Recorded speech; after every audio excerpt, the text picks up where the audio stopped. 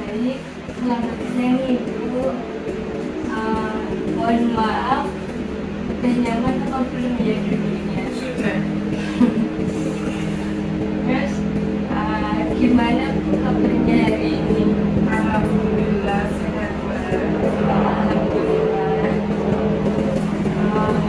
Tadi udah sarapan apa belum Ibu? Sudah. Sama adiknya.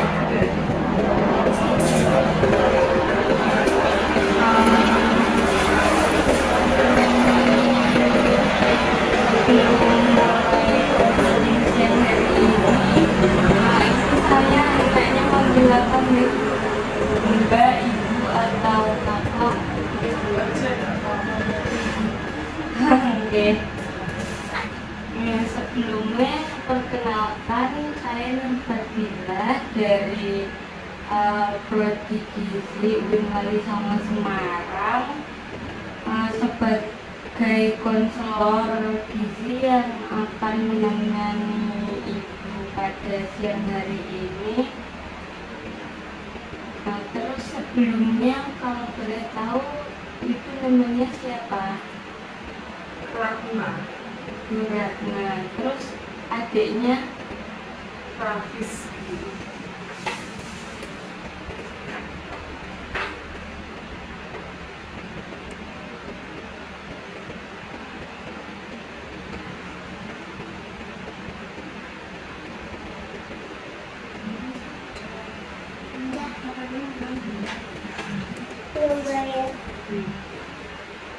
terus sebelumnya mohon maaf Bu, pada konseling kali ini saya membutuhkan waktu 30 menit. 15 menit pertama itu untuk menggali masalah yang sedang dialami adiknya. Terus 15 menit sisanya lagi itu untuk mencari solusi dari masalah tersebut. Apakah Ibu bersedia untuk saya tanya-tanya untuk beberapa menit ke depan?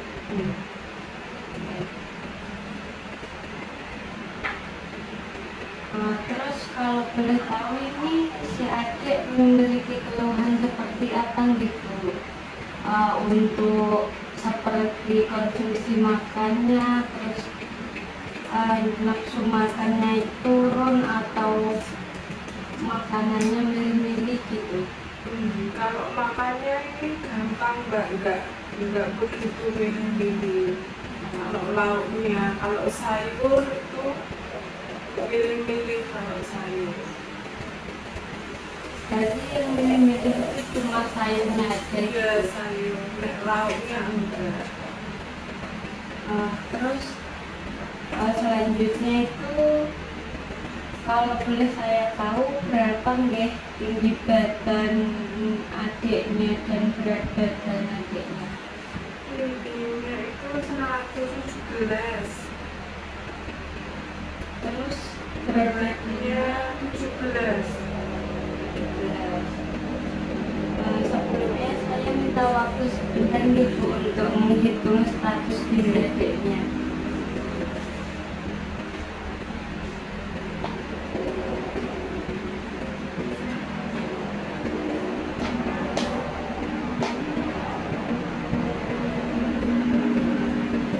Status gizi adiknya itu tergolong dalam kategori normal nih Bu. Kemudian apakah anak ibu itu pernah melakukan pemeriksaan tes darah atau kesehatan yang lainnya selama 1 bulan terakhir? Enggak. Kalau lab enggak pernah, Mbak. Sebab itu waktu di rumah sakit sekali kok itu toh. Soalnya bulan itu 1 bulan terakhir Enggak sakit. Iya.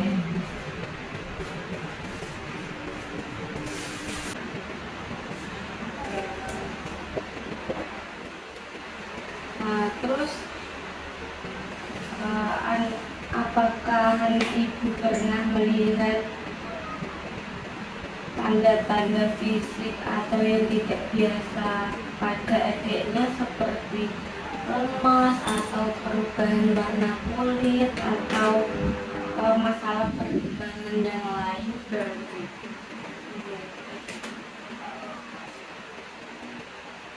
Nah, terus apa makanan sehari-hari yang biasa dikonsumsi oleh adiknya, dan apakah adiknya memiliki alergi atau pantangan pada makanan tertentu? Tidak ada, Mbak. Terus kalau boleh saya tahu ya Bu, itu kemarin adik makan apa aja ya dari pagi sampai malam? Pagi sama telur.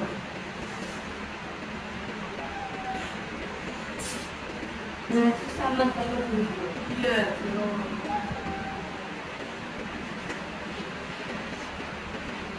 Terus kira-kira itu nasinya berapa?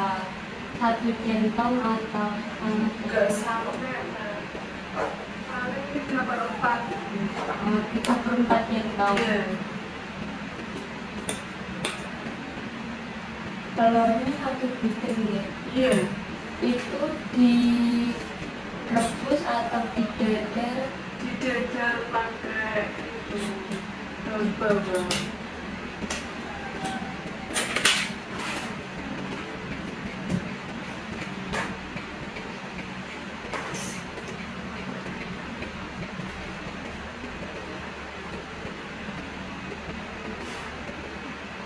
Terus untuk makan siangnya Siangnya pakai ayam.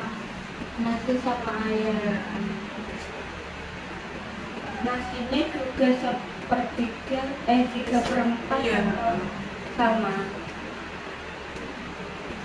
Terus ayamnya digoreng atau Dibacem. ayam dibacem?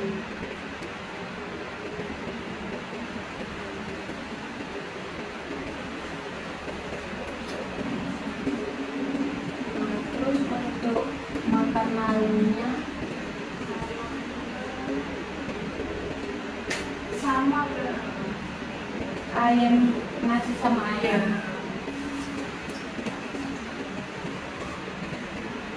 Nasinya juga 3/4 ya Bu. Iya, sama.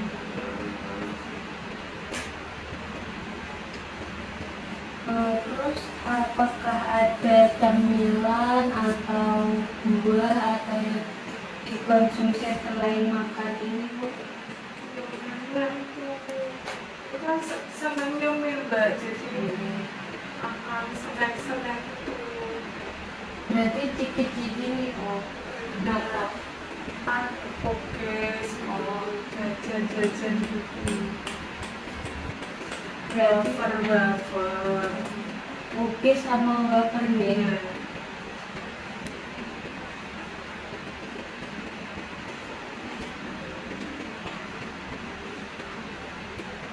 Berarti ini dia nggak makan sayur deh selama kemarin. Enggak.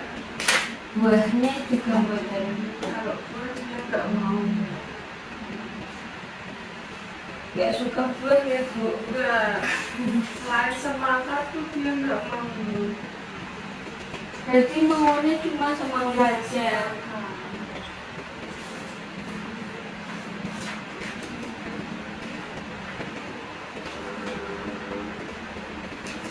Berarti ini untuk riwayat makan adik yang kemarin itu cuma ada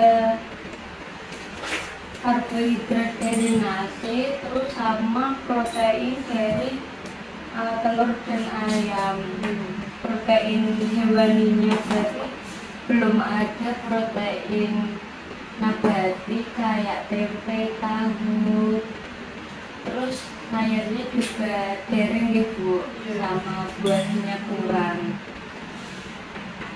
Nah, terus untuk pola aktivitas sehari-hari adik itu seperti seperti apa? Apa suka lari-larian atau Dia nggak bisa main? duduk, Mbak. Kalau nggak digini itu dia nggak duduk, paling gini tuh 10 menit ya udah bagus kok. Berarti dalam artian adiknya aktif gitu. Iya. Terus maaf nih Bu, apakah ada penyakit keluarga atau kebiasaan makan yang turun dari adiknya? Iya.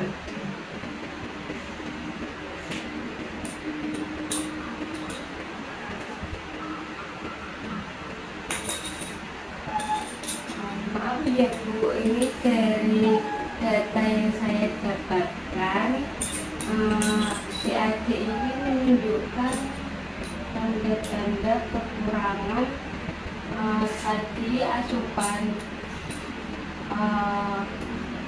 protein nabati, terus lemaknya, terus sayuran, airnya itu juga kurang gitu. Ditandai dengan asupan makannya yang tidak kurang dari kebutuhan gitu. Oleh karena itu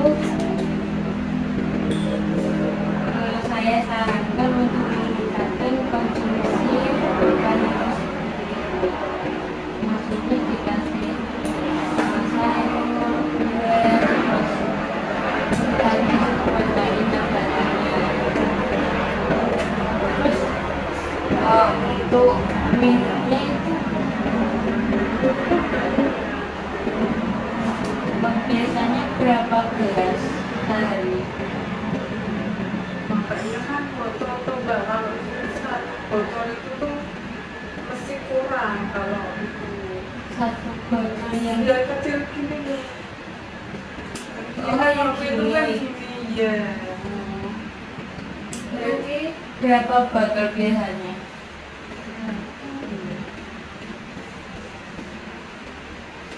5 ada mungkin Mbak. Berarti untuk asupan cairannya itu udah cukup nih Bu dari air minumnya.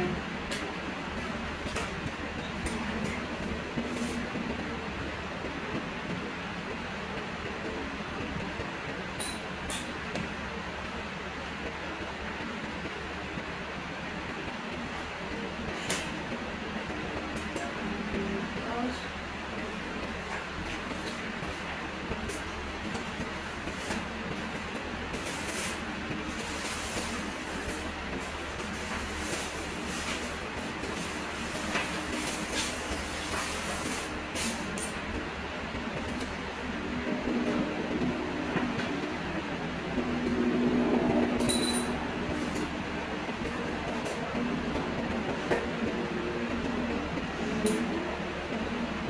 nah di sini adiknya itu dapat, berarti dapat dalam diet gizi seimbang itu.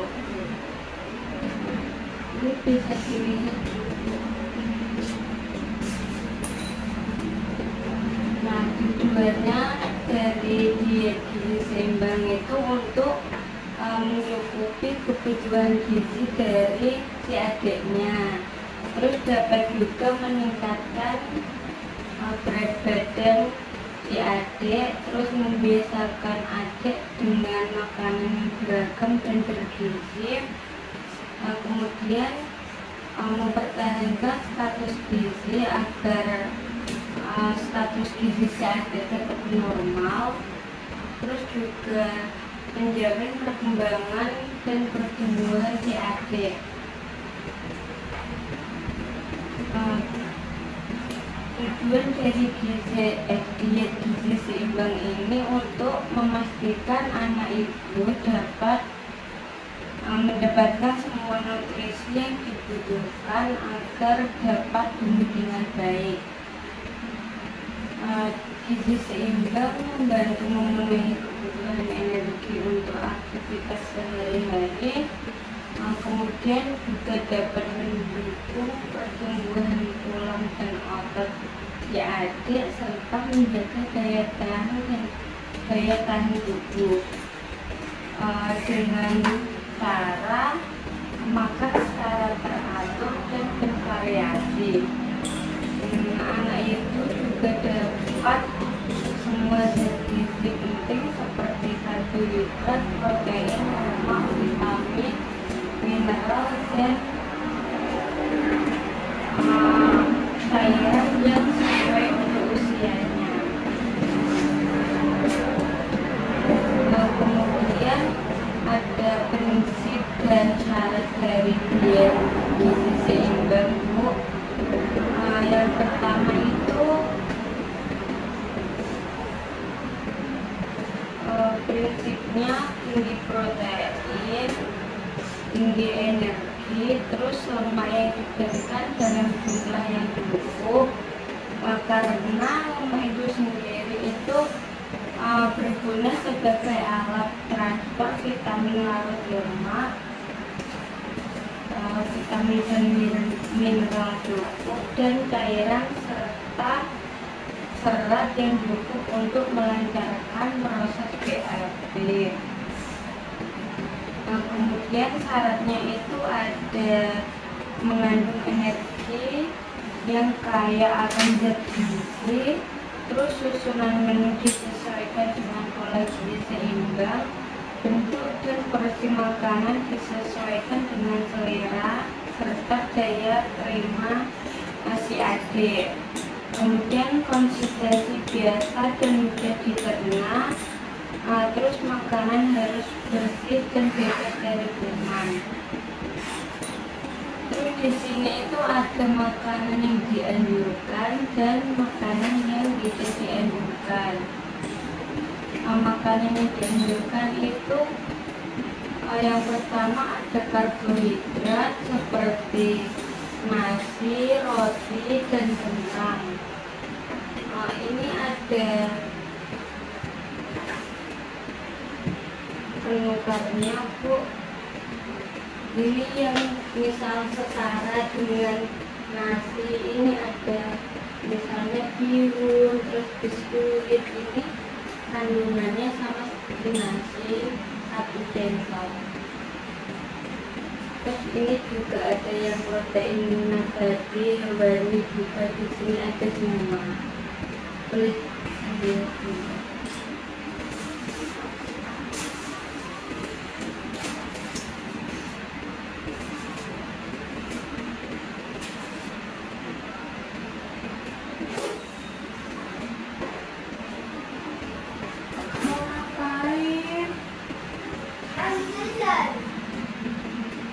Terus ini kan tadi saya udah tahu tinggi badan dan berat badan si adik. Saya izin untuk mendukung kebutuhannya dulu, Bu.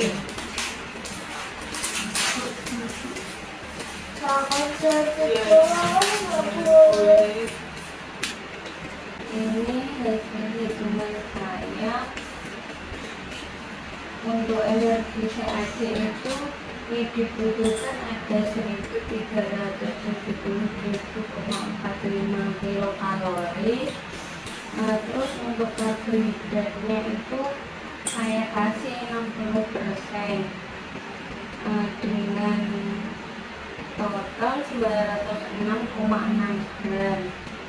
Terus untuk proteinnya itu ada 15% dengan total 51,7 gram. Terus untuk lemaknya itu 25%, dengan total 38,7 gram. Nah, ini bisa diimplementasikan di dalam menu satu hari seperti ini, Bu, contohnya.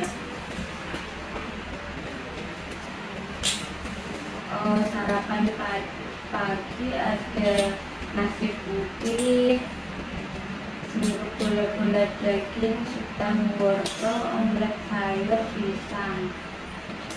Nah, ini kan udah ada semua, Bu, untuk karbo, sayur, terus buah sama proteinnya.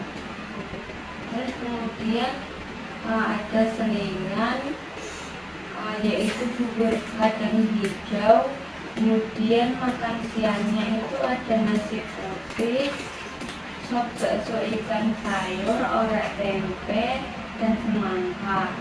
Kemudian selingan berikutnya itu selingan sorenya ada puding buah. Kemudian untuk makan malamnya ada nasi putih, opor telur, perkedel tahu, dan sayur, tumis, kacang panjang, buah naga, dan susu.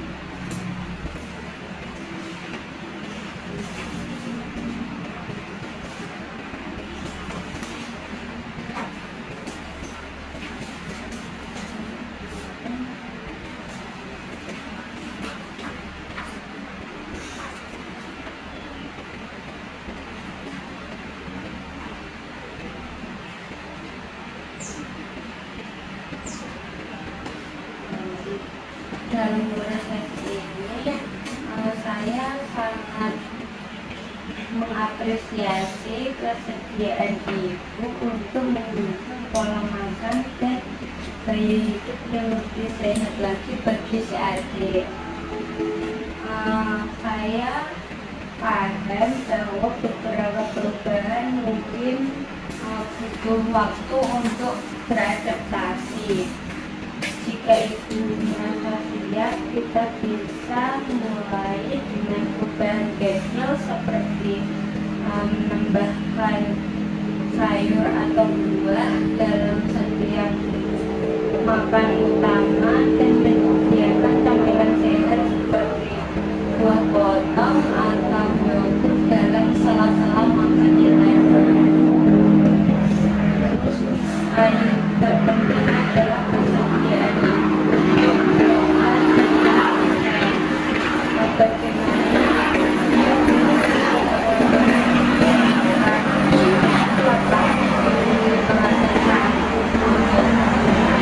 memulainya.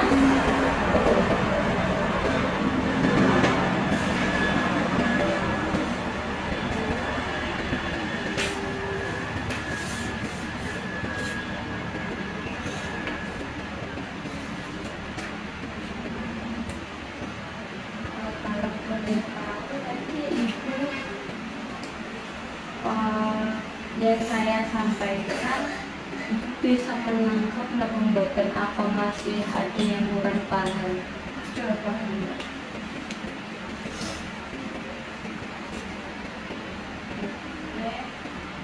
Selanjutnya untuk itu selama beberapa minggu ke depan kita akan memantau beberapa hal untuk melihat bagaimana si adik itu beradaptasi dengan pola makan yang sudah saya sarankan tadi. Terus kita juga akan membantu ibu untuk melihat apakah ada perubahan dalam kebiasaan makan si adik, kemudian tingkat energi atau perkembangan dari si adik sendiri. Saya juga akan meminta ibu untuk memperhatikan apakah ada makanan yang lebih disukai si adik atau sebaliknya. Jika ibu menemukan tantangan atau kendalanya dalam menerapkan perubahan ini, kita bisa berdiskusi lebih lanjut dan cari solusi bersama. Kemudian untuk evaluasi setelah beberapa waktu ke depan, misalnya sekitar 1 bulan ke depan, kita akan melakukan evaluasi. Kita akan melihat kembali apakah perubahan ini itu membantu meningkatkan pola makan si adik dan mendukung pertumbuhan yang optimal atau tidak di tubuh. Nah, kita akan menilai apakah kebutuhan energi adik itu sudah terpenuhi apa belum. Nah, jika lebih bersemangat atau lebih bugar, dan juga apakah pola makan ini sudah diterapkan oleh ibu. Jika perlu, kita akan melakukan penyesuaian agar tujuan gizi seimbang untuk adik ini tetap tercapai dan dengan baik dan nyaman. Apakah sudah dapat dipahami?